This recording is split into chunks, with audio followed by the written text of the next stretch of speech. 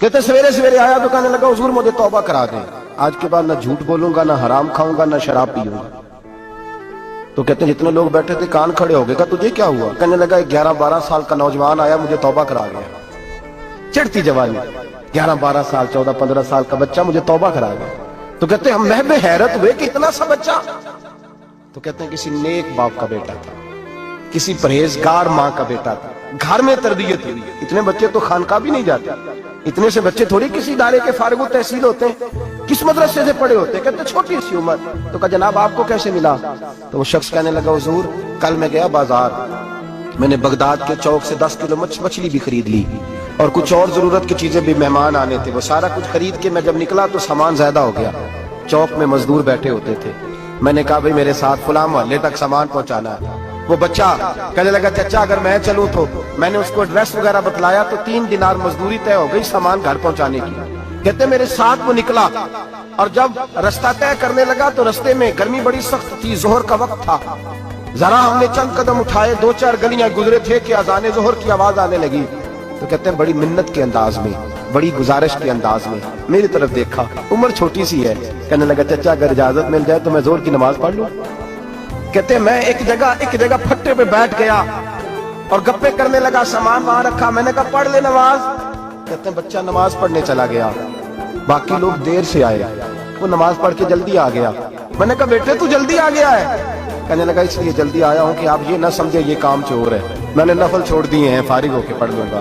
کہتے ہیں سامان اٹھایا، رستے میں گرمی شدت کی تھی، اس کا پسینہ بہنے لگا، میں آگے بڑھا، میں نے کہا بیٹے سامان تھوڑی دیر کے لیے مجھے دے دو، گرمی زیادہ ہے۔ کہنے لگا چچا کسی کا تربیت یافتہ ہوں، کسی نے ٹریننگ دی ہے، کہا ماں باپ نے کہا تھا حرام لقمہ گھر نہ لانا، کہا بات کیا ہوئی؟ کہنے لگے میں آپ کو نہیں دے سکتا، اس لیے کہ 3 دینار مزدوری گھر پہنچانے کی طے کی ہے، اگر آپ اٹھائیں گے تو پھر میں پیسے پورے نہیں لوں گا۔ دامان نے توکل کی یہ خوبی ہے کہ اس پر پابند لگے ہوتے پر دھبے نہیں ہوتے، میں پھر مزدوری پوری نہیں لوں گا، پیسے کم لوں گا۔ کہتے ہیں میں محو حیرت ہو گیا، اس جوان کی بات نے میرے سارے وجود تھر تھر کما ڈالا کہ اس دور میں اس قسم کے لوگ۔ کہتے ہیں گھر لے گیا اس کو، میں سامان رکھا، میں نے کہا تم یہاں ٹھہرو میں 3 دینار مزدوری لاتا ہوں۔ کہتے ہیں پیسے لینے گیا تو بیوی کو بتایا بڑا نیک ہے، بڑا پرہیزگار جوان ہے، کہنے لگی روٹی پکی ہوئی ہے، اسے کو دوپہر کا کھانا کھا لے۔ کہتے ہیں میں باہر گیا، 3 دینار تھمائے، میں نے کہا بیٹے ایک بات مانو گے؟ تو کہتے ہیں 3 دینار دے کے کہنے لگا اب تو آپ مالک ہو گئے، میں نے نمک کھا لیا ہے، اب تو ہر بات مانوں گا، اصلہ نال جے نیکی کریے نسلہ تاک نہیں بھول دے، میں اب ہر بات مانوں گا۔ تو میں نے کہا دوپہر کا کھانا کھا لو۔ کہتے ہیں اس کی گردن جھک گئی اور بڑے دھیمے لہجے میں کہنے لگا میں نہیں کھا سکتا، میں نے روزہ رکھا ہوا ہے، روزہ رکھا ہوا ہے، نفلی روزہ رکھا ہوا ہے۔ کہتے میں اور پریشان ہوا، میں نے فوری طور پہ سوال کیا کہ اب تو کدھر جائے گا؟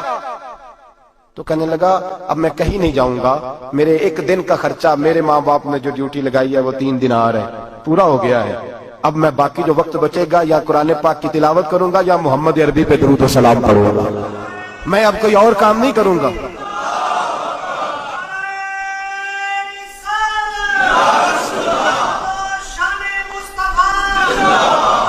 شخص کہنے لگا کہ میں نے کہا افطاری کر لینا، کہنے لگا مجھے مسجد بتا دو، میں جا کے اللہ اللہ کرتا ہوں، مجھے شام کو لے آنا۔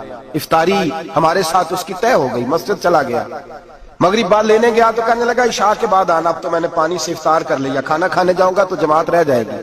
کہتے ہیں عشاء کے بعد میں لایا، اس کو کھانا کھلایا، رات گہری ہو گئی تو میں نے کہا تو سو نہیں جاتا؟ کہنے لگا کوئی حرج نہیں، کبھی دور مزدوری کرنے نکل جاؤں تو رہ بھی جاتا ہوں، گھر والوں کو پتا ہے۔ کہتے میں نے مسافر خانہ کھولا، یوں سمجھیے ڈرائنگ روم، بیٹھک میں نے کھولی، اس کو سلا دیا، میں اور میری بیوی اپنی معذور بیٹی کو روٹی دینے گئے اور ہم نے جا کے اس کو کھانا کھلایا جو ٹانگوں سے معذور تھی، اور ساتھ کہا کہ بیٹی آج بڑا پرہیزگار جوان ہمارا مہمان ہے، آج چڑھتی جوانی اور تقوی کی روشنی اس کے چہرے سے چمکتی ہے، کیا بات ہے، بڑے ہی اچھے گھرانے کا تربیت یافتہ ہے۔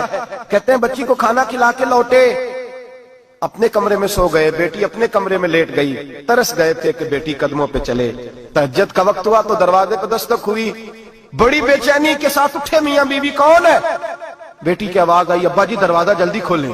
کہتے ہیں کلیجے پھٹنے لگے، ذہن بکھرنے لگے، سوچے ہیں کہ وہ 2-1 منٹ ہمارے اوپر پہاڑ بننے لگے، دروازہ کھولا تو وہ بیٹی جس کے لیے ترس گئے تھے کبھی چلے گی، وہ اپنی ٹانگوں پہ کھڑی ہے، کبھی دوڑ کے ادھر جاتی، کبھی دوڑ کے ادھر آتی، बेटियां परेशानी का फोन कर दे तो फिर भी आंसू निकल आते हैं, और बेटी घर में खुशी आ जाए तो फिर भी माँ बाप रो के ही शुक्र अदा करते हैं। इनके लिए रोते ही रहते हैं। कहते मैं तड़प गया, बीवी भी रोने लगी, बेटे ये क्या हुआ?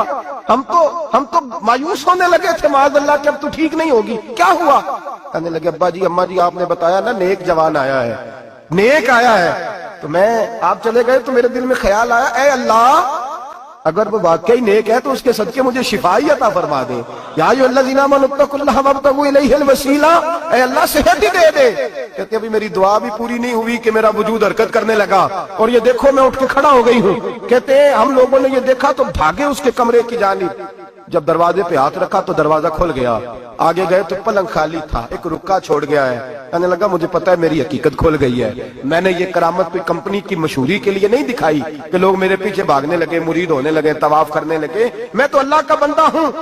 अगर तुम्हें मुझसे जरा भी प्यार हो गया है तो फिर मेरे पीछे ना भागना, अल्लाह की बारगाह में झुक जाना, फिर गुनाहों से तौबा कर लेना।